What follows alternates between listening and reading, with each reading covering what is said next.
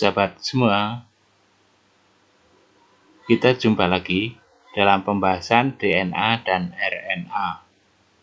Kalau kita melihat DNA dan RNA adalah bagian dari asam nukleat.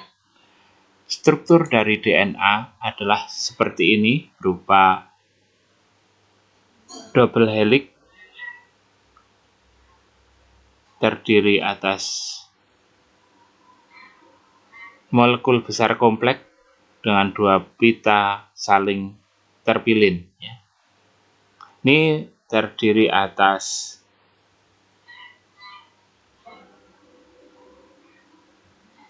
gula pentosa dan juga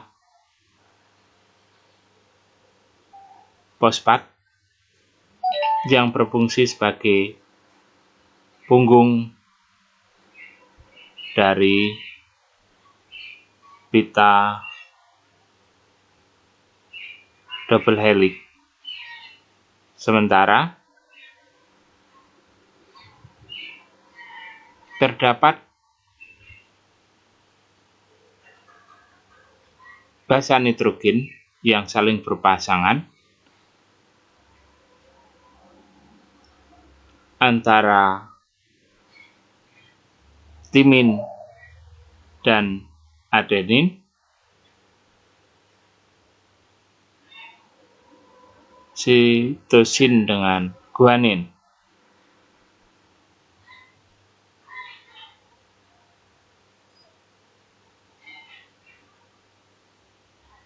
Ini sifatnya adalah tetap.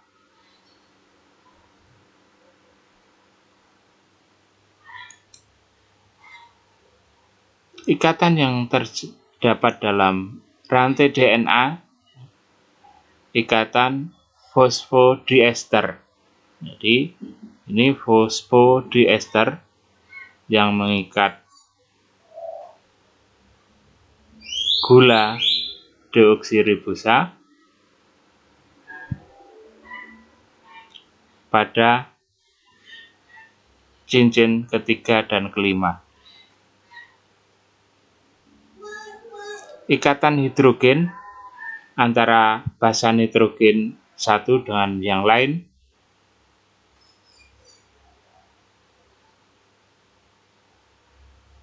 kemudian ikatan gula deoksiribasa dengan nitrogen. Gula deoksiribosa dengan nitrogen. Misalnya di sini deoksitimidin monofosfat. Deoksitimidin monofosfat.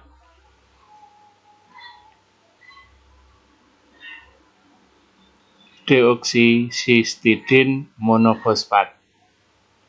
Deoksiguanin monofosfat. Deoksiadenosin monofosfat.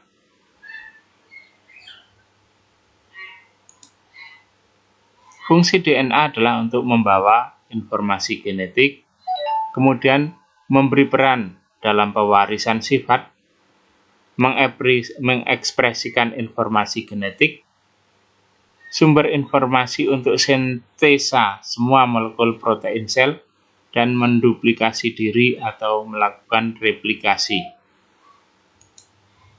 Sifat DNA jumlahnya konstan pada setiap jenis sel dan spesies. Kemudian kandungan DNA dalam sel bergantung sifat ploidi atau jumlah kromosomnya. Kemudian bentuk DNA pada inti sel eukariotik seperti benang yang tidak bercabang, sementara pada inti sel prokariotik, plastid, dan mitokondria berbentuk sirkuler. Replikasi DNA.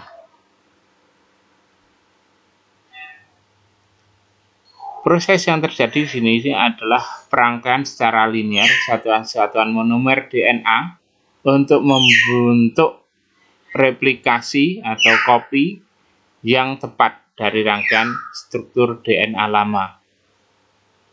Fungsi utama dari replikasi DNA merupakan pembekalan turunan dengan informasi genetik yang dimiliki oleh induk. Ada 3 hipotesis tentang replikasi DNA. Yang pertama adalah konservatif. Rantai ganda DNA lama tidak berubah, berfungsi sebagai cetakan untuk DNA baru.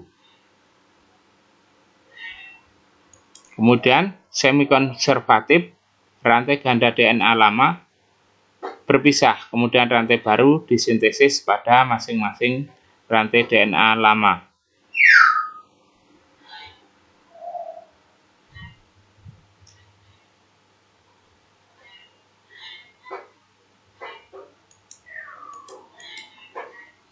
Kemudian dispersif, beberapa bagian dari kedua rantai DNA lama digunakan sebagai cetakan DNA baru, sehingga DNA lama dan baru tersebar. Ini model replikasi DNA. Kemudian RNA adalah makromolekul polinukleotida berupa rantai tunggal atau ganda yang tidak berpilin seperti halnya DNA. Kalau kita lihat di sini tetap mengandung ribosa, kemudian mengandung basa nitrogen dan fosfor.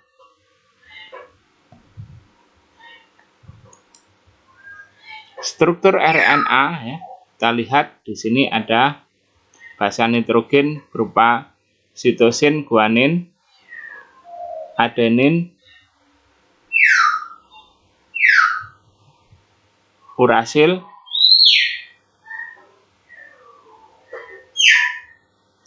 dan timin.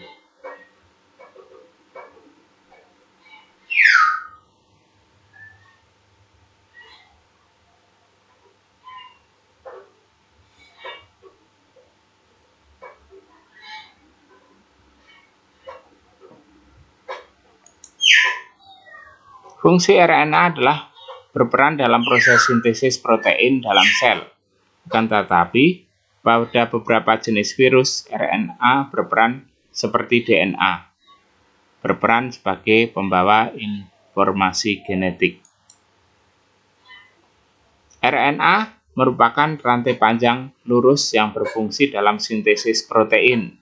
Ya, selain tadi sebagai material genetik, dia terutama untuk sintesis protein.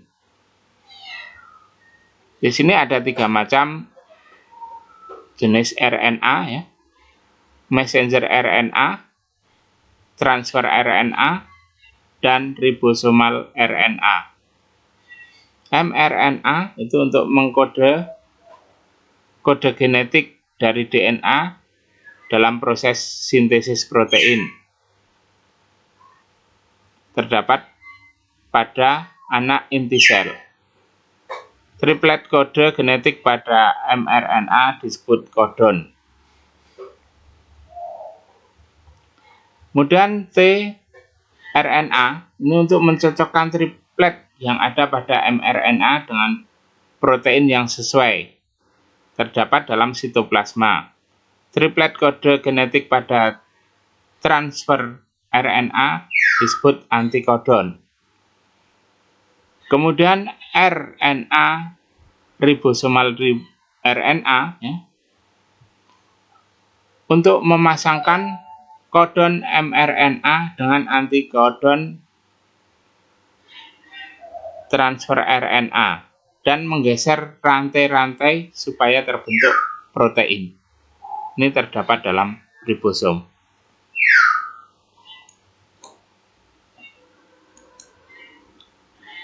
Bisa disimpulkan perbedaan antara DNA dan RNA bentuknya ya, berupa double helix, rantai terpilin, Sementara RNA rantai pendek, tunggal, dan tidak berpilin.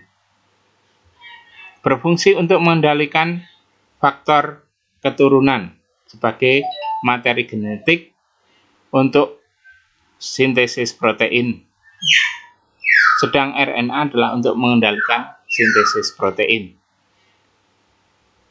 Kemudian perbedaan selanjutnya adalah letak. DNA berada dalam inti sel, kloroplas ataupun mitokondria. Sedang RNA berada dalam nukleus, sitoplasma, kloroplas, mitokondria. Komponen gulanya, DNA adalah deoksiribosa, RNA adalah ribosa. Kemudian jenis basa nitrogen adalah purin, ya, adenin dan guanin, dan perimidin adalah sitosin dan timin. Sedang pada RNA, purin adalah adenin dan guanin, dan pirimidin adalah sitosin dan urasil.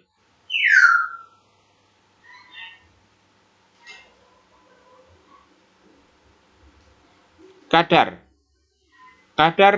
DNA itu tidak dipengaruhi oleh sintesis protein, sementara RNA berubah-ubah sesuai dengan jumlah sintesis protein yang terjadi.